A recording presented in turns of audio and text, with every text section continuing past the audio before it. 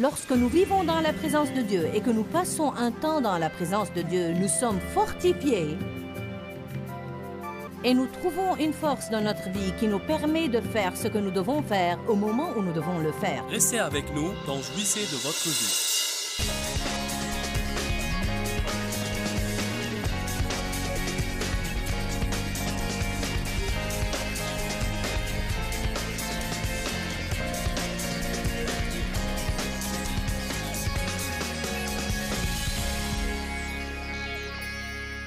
Nous allons parler de saute d'humeur et de dépendance émotionnelle et comment ce dont nous avons vraiment besoin dans notre vie, c'est l'équilibre et que la plupart du temps, les gens recherchent l'euphorie. Tout le monde pense qu'il doit être en pleine euphorie et surexcité émotionnellement. Évidemment, c'est formidable de s'amuser. C'est bon de faire des choses passionnantes. Mais il y a un problème quand vous vous laissez surexciter. Le problème est que lorsque vous devenez surexcité pour très longtemps, vous vous épuisez émotionnellement. Et d'habitude, l'autre facette à cela, c'est que vous allez vous effondrer. Avez-vous jamais remarqué que parfois vous revenez de vacances vraiment passionnantes et vous finissez par être de mauvaise humeur? Allez, quelqu'un a jamais remarqué ça? D'accord, c'est bon. Mais pourquoi cela arrive? Nous devons nous rendre compte, et je veux que vous le compreniez aujourd'hui. La plus grande partie de notre vie est simplement lundi, mardi, mercredi, jeudi, vendredi, samedi, dimanche. Lundi, mardi, mercredi, jeudi, vendredi, samedi, dimanche. Lundi, mardi, mercredi. Qui comprend ce que je dis?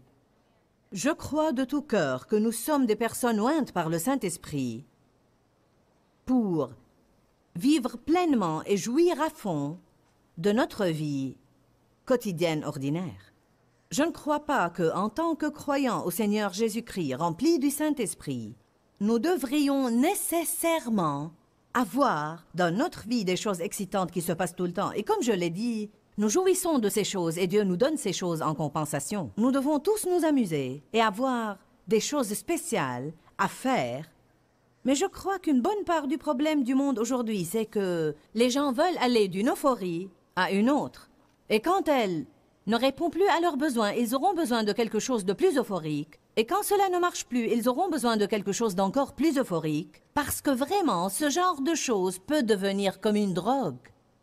C'est pour cela que tant de gens aujourd'hui, qui ne sont pas croyants en Jésus-Christ, se droguent et se livrent à toutes sortes d'abus de substances toxiques, au jeu, à la perversion sexuelle, etc., etc. À dire vrai, sans Jésus, les gens ne savent vraiment pas comment vivre la vie ordinaire de tous les jours et s'en réjouir. Si toute votre joie provient d'une certaine circonstance ou d'un certain événement, alors évidemment vous allez rechercher un certain événement ou une certaine circonstance super spectaculaire tout le temps. Mais je vous dis, vous devenez adulte quand vous atteignez le point où vous pouvez vous réjouir d'aller chez l'épicier, de tondre votre gazon, de nettoyer votre maison, d'élever vos enfants, d'aller au travail, de conduire votre voiture et de vous asseoir sous un tuyau qui fuit dans une réunion de Joyce Meyer. Amen. Je suis sûre que personne n'aime devenir trempé, mais tout le monde avait une excellente attitude.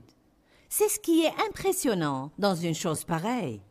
Pour autant que je le sache, on n'a pas eu des gens qui se sont plaignés, et je suis sûre qu'il y a eu des gens dont les vêtements se sont abîmés et leurs Bibles se sont abîmées et des choses comme ça. Et c'est vraiment impressionnant de voir des chrétiens dans une épreuve avec une bonne attitude. Qui sait ce que doit être notre but? Être capable dans une épreuve de garder et de maintenir une bonne attitude. Je ne sais pas ce que vous en pensez. J'espère que vous arrivez à comprendre ce que je suis en train de dire ce matin. Ce fut un événement pour moi lorsque je me suis rendu compte, il y a quelques années, que je n'avais pas besoin de rechercher des choses excitantes tout le temps, mais que j'avais besoin de trouver une place en Dieu où je pourrais être heureuse, quelles que soient les circonstances. Le mot joie dans le dictionnaire est défini comme étant n'importe quel sentiment allant de l'extrême hilarité, qui est un bout du spectre dont nous parlons, jusqu'au plaisir calme et serein. À dire vrai, je crois que nous devrons rechercher le plaisir, calme plutôt que l'extrême hilarité. Comment pouvez-vous rester stable dans ce monde instable? Comment pouvons-nous éviter les balancements d'humeur? Une balançoire va de haut en bas et de haut en bas et de haut en bas et de haut en bas. Pour être franche, j'ai vécu tant d'années de ma vie en étant ce que j'appelais un yo-yo chrétien. De haut en bas et de haut en bas. J'ai vraiment atteint un point où j'avais peur de moi-même. Parce que je me réjouissais des hauts, mais je détestais les bas et je ne savais jamais à quel point ils allaient arriver. Et lorsqu'ils arrivaient, je ne savais pas comment les contrôler. Allez, nous parlons ce week-end de comment gérer nos émotions et de ne pas laisser ces émotions nous gérer. Après avoir vécu longtemps comme ça, j'en ai eu finalement marre d'être complètement épuisée et frustrée. Des hauts et des bas, et des hauts et des bas, et des hauts et des bas, et des hauts et des bas, et des hauts et des bas. Il faut beaucoup d'énergie pour arriver en haut. Et puis, il y a un facteur d'anéantissement qui accompagne la chute. Et une fois que vous êtes en bas, il faut beaucoup d'énergie pour essayer de remonter en haut. Alors, les gens qui vivent comme ça sont littéralement épuisés, émotionnellement, mentalement, ainsi que physiquement, à cause de l'extrême fatigue de tous ces hauts et bas et hauts et bas et hauts et bas. J'ai mentionné la veille combien je m'enthousiasmais à propos de mes réunions, jusqu'au point de m'épuiser physiquement.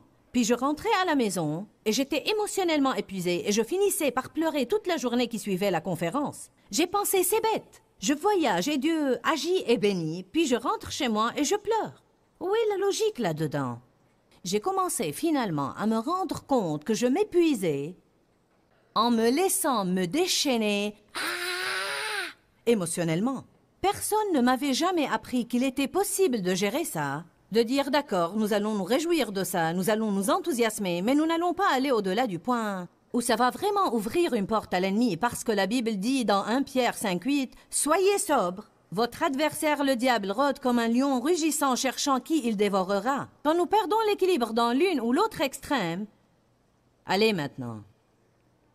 Lorsque nous perdons l'équilibre, à ce moment-là, nous nous attirons des ennuis et nous ouvrons une porte à l'ennemi. Je crois qu'une des raisons pour lesquelles la grande partie de notre vie est quelque part au milieu, et moyenne, et ordinaire, c'est parce que c'est vraiment là que Dieu veut nous voir vivre. Il ne nous veut pas ni en haut, ni en bas. Beaucoup de vous n'étaient pas là la veille, mais j'avais lu un passage dans Ésaïe 40 qui dit que Dieu abaisse les montagnes et les collines et comble les vallées. Il aplanit chaque lieu aride et accidenté devant nous. Donc il semble comme si la place où Dieu veut nous voir vivre soit une place agréable, homogène et plane. Comment pouvons-nous rester stables dans un milieu instable? Un des moyens de rester stable est de passer beaucoup de temps avec Dieu. Simplement être en sa présence. Je peux vous garantir que le fait de réserver ce temps ce week-end, beaucoup d'entre vous ont pris des vacances, d'autres ont pris leur samedi, et je sais que ce temps est précieux pour les gens qui travaillent. Et vous êtes venus passer un temps supplémentaire avec Dieu, en sa présence, à l'adorer et à écouter sa parole. La Bible dit dans Psaume 91, verset 1, « Et je vous demande d'ouvrir vos Bibles. Celui qui demeure dans le lieu secret du Très-Haut restera stable et inébranlable à l'ombre du Tout-Puissant, dont la force aucun ennemi ne peut résister. » Donc, lorsque nous demeurons, et demeurer veut dire vivre, lorsque nous vivons dans la présence de Dieu et que nous passons un temps dans la présence de Dieu, nous sommes fortifiés et nous trouvons une force dans notre vie qui nous permet de faire ce que nous devons faire au moment où nous devons le faire. Le problème avec la vie, c'est qu'elle est pleine de surprises. Je ne savais pas la veille, quand j'ai dit « ouvrez au psaume 91, 1 », qu'un tuyau allait éclater. Je ne savais pas, quand je suis rentrée à la maison, que j'allais avoir une mauvaise nouvelle. Je ne savais pas vraiment ce qui allait arriver ce matin dans la réunion jusqu'à ce matin. Alors, il y a des tas de choses dans la vie que nous ignorons et nous devons être assez forts dans le Seigneur. Allez, pour être préparés à faire face à n'importe quoi, avec une bonne attitude, en restant stable, parce que le mot « émotion » vient en fait du mot « mouvoir ». Ce qui arrive, c'est que les sentiments se soulèvent et veulent décoller dans une certaine direction, et Satan veut que nous les suivions de trop près. Le diable veut que nous soyons d'accord avec tout ce que les sentiments veulent. Nous devons dire « j'ai fait ce voyage auparavant, je ne vais pas voyager cette fois-ci, faites ce que vous voulez faire, sentiment, mais moi je ne bougerai pas d'ici. » Je vais rester stable et ferme dans la grâce de Dieu. Il est très facile de dire « Amen » dans cette réunion. Il est facile d'applaudir et d'approuver. Mais qu'arrivera-t-il quand vous serez mis à l'épreuve? Je veux que vous soyez prêts lorsque vous quitterez cette réunion pour retourner à la vie ordinaire de tous les jours et que vous serez mis à l'épreuve, ce qui va certainement arriver. Car chaque fois que vous dites « Amen » à une chose comme ça, vous allez être mis à l'épreuve. Même pour moi, la veille, ce n'est que lorsque je suis arrivée dans ma chambre d'hôtel que je suis devenue pleinement consciente que j'étais en train d'être testée sur tout ce que je prêchais ce week-end. Pas de panique. Ce n'est qu'une épreuve. Je crois que lorsque nous passons le test, nous voyons l'onction de Dieu augmenter dans notre vie. Je crois que de nouvelles portes s'ouvrent pour la bénédiction, la prospérité et la victoire. Mais avant d'être admis dans le niveau supérieur, nous devons être testés dans le niveau où nous sommes. Donc, si nous passons du temps avec Dieu, il va nous aider à être stables. Exode 14.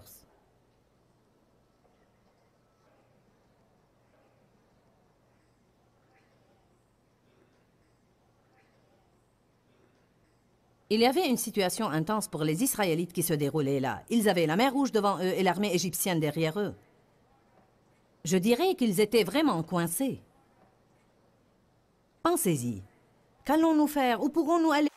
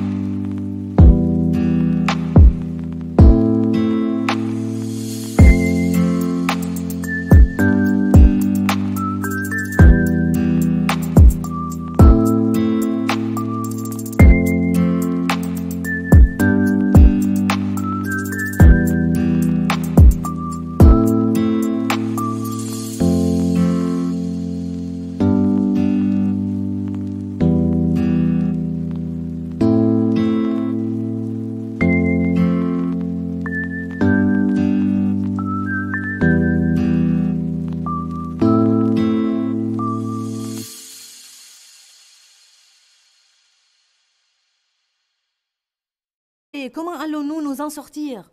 La panique s'est installée. Je regarde devant moi et je vois la mer Rouge, pas moyen de la traverser. Je regarde derrière moi et je vois l'armée égyptienne. Je ne sais comment lui échapper. Alors que demande Dieu à ces gens de faire? Verset 13. Moïse dit au peuple, « Ne craignez rien. Restez en place. Soyez ferme, confiant, en rien découragé. Ce sont les mots qui remplacent le mot stable. Et regardez la délivrance du Seigneur. Quand allons-nous voir la délivrance du Seigneur? Lorsque nous restons stables et nous espérons en lui. Regardez la délivrance que le Seigneur va vous accorder en ce jour, car les Égyptiens que vous voyez aujourd'hui, vous ne les verrez plus jamais. Si vous passez ce test, cet ennemi ne va plus vous poursuivre de nouveau. Le Seigneur combattra pour vous, et vous allez garder votre paix et rester au repos. Amen. Il y a d'autres passages. Je peux me référer à Philippiens 1, 28. Notez-le, puis lisez-le plus tard. Il dit dans l'ensemble, lorsque l'ennemi nous aborde, si nous restons constants et sans peur, ça sera un signe clair et une preuve et un cachet à l'ennemi de sa ruine imminente et un signe à Dieu de notre délivrance imminente.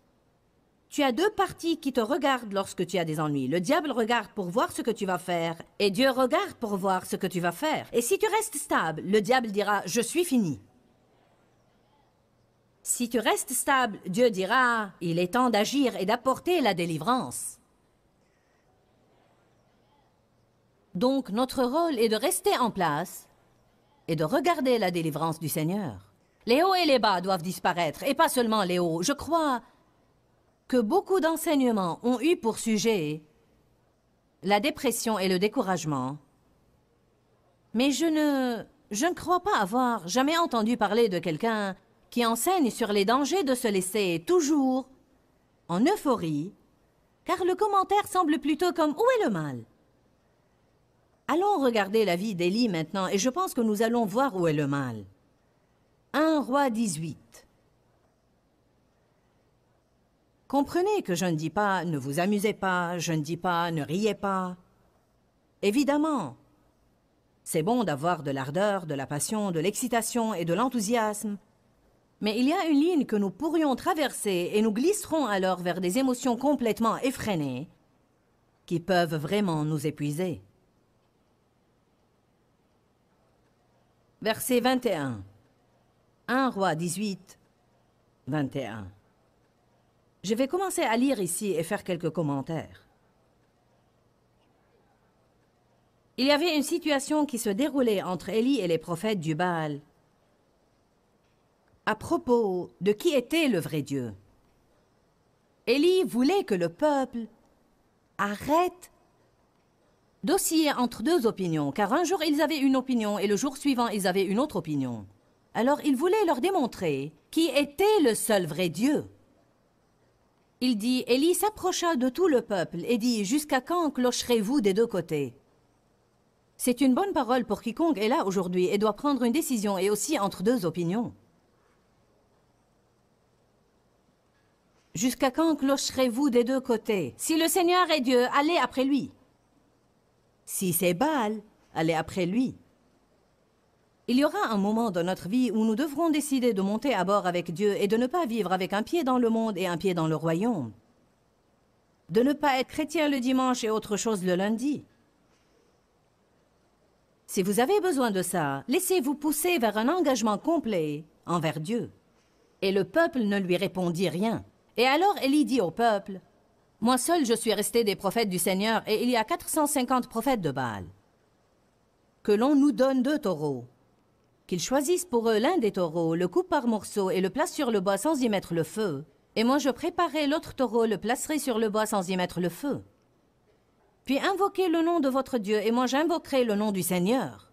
Le Dieu qui répondra par le feu, c'est celui-là qui sera Dieu. » Et tout le peuple répondit en disant, « C'est bien. » Élie dit au prophète de Baal, « Choisissez pour vous l'un des taureaux, préparez-le en premier, car vous êtes les plus nombreux, et invoquez le nom de votre Dieu, mais ne mettez pas le feu. » Ils prirent le taureau et le préparèrent, et ils invoquèrent le nom de Baal depuis le matin jusqu'à midi, en disant, « Baal, réponds-nous. » Mais il n'y eut ni voix ni réponse.